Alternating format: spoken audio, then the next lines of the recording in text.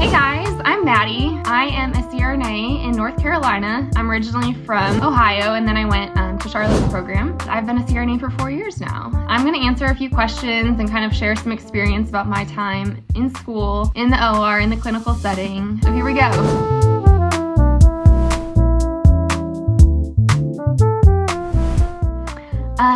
Overall, would I say clinicals are easy or hard? Depends on the day. Truthfully, I know going into school, you hear from people that have done it, this is the hardest thing you'll ever do. It's such a challenging time. And I don't know if I was just this confident 24-year-old or just very go with the flow that like, oh, it's not going to be that hard. It can't be the most challenging thing. Lo and behold, you're quickly humbled. You're working maybe 3 days a week before as a nurse. You have a lot of free time and time to hang out with friends and take vacations and travel, and like all of that just gets like bye-bye. And you are studying, you're in clinicals, looking at patients, like trying to catch some sleep, maybe, hopefully taking care of your mental health, exercising, getting outside. So yeah, it's definitely, I would say, easy or hard. That's kind of a hard way for me to put it. I would say challenging. Challenging is the word I would use, as well as so much growth that I had from it on a personal level and professional level as a practitioner. It's interesting, my first job ever, I was a caddy for golf at a country club. And my dad is a golf pro, and he tells me, the 3 rules of being a caddy: show up, shut up, and keep up. And so I think I took that mindset into, clinicals, and really understanding that, like, as a SRNA, we were confident ICU nurses, and not that you're not confident, but as an SRNA, you have a lot of growth and room to gain knowledge. And so I think coming in, it's like you show up, you get there early, you get everything set up, you run around the hospital trying to find all your supplies in the supply closets. You have everything ready so that when your CRNA shows up, you're ready to go. Figure out, you're just taking care of the patient, then you add the charting in, then you're getting ready for the next case. And so, slowly evolving and that keeping up. And the shut up is a little harsh, but I think for me, how it translated was that, like, the CRNA that you're with for that day, like, that they're the expert. They're the ones that we're relying on for our knowledge for the day. Like, what they say goes. And so really,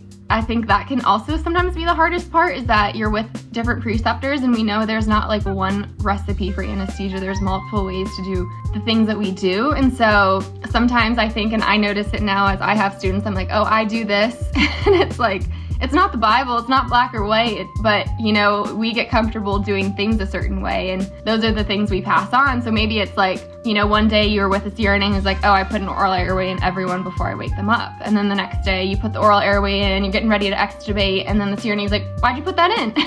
And it's really taking all those little bits of pieces of knowledge, and then once you get on your own, you get to decide what stays. What do you feel like makes you practice the best? And I also think that's a blessing of the program. It's, you're not just precepted by one person. You really get a diversity as far as backgrounds, where people went to school, independent practice, medical supervision, direction models. And so you get to see like many different ways to do our job and collect those over the years. And then when you're on your own, you get to be the one deciding. And then maybe you're like me, and sometimes you're like, wow, I feel like a bossy CRNA as a student, because I'm like, oh, I do it this way. The biggest blessing though is that I did start my didactic portion in 2019.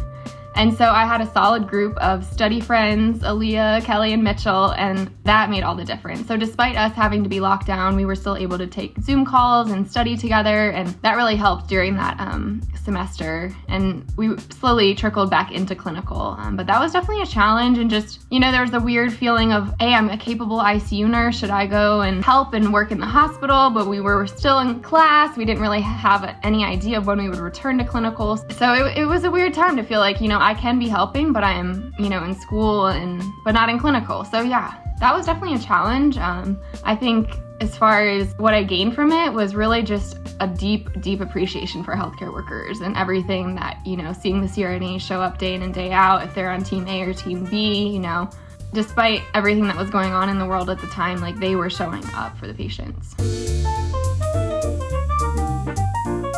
I think I did share the story last time about how the day of my test, the person did not show up at the site to proctor the exam, and so we were driving all around town, my buddy Rob and I, trying to take the exam, and that was a whole conundrum. Luckily, like later that afternoon, they let us take the exam at a different site. So, you know, you can get all the factors right, sign up for the test, make sure you have your ID, and then show up and someone might not be there. But I feel like being in CRNA school, dealing with challenges, ups and downs, you know, we were able to tackle that day and still, you know, remain calm enough to pass the test.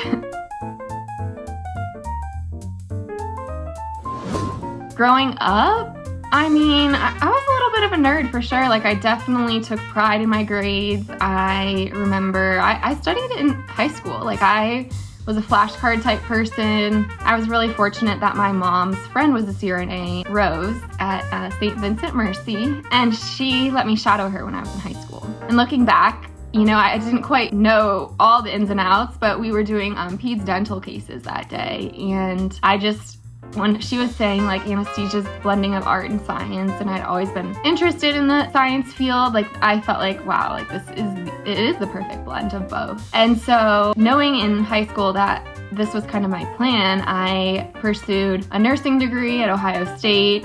I had great advice by another SRNA that I had shadowed when I was in high school, was that you can get this thing called an externship the senior year of your nursing program. And so I got an externship at the Cleveland Clinic. I was able then to, right after graduation, start working in the ICU there. And that definitely like set the trajectory for me. I was able to start in the fall studying for the GRE, obtain my CCRN, and then get back to CRNA school.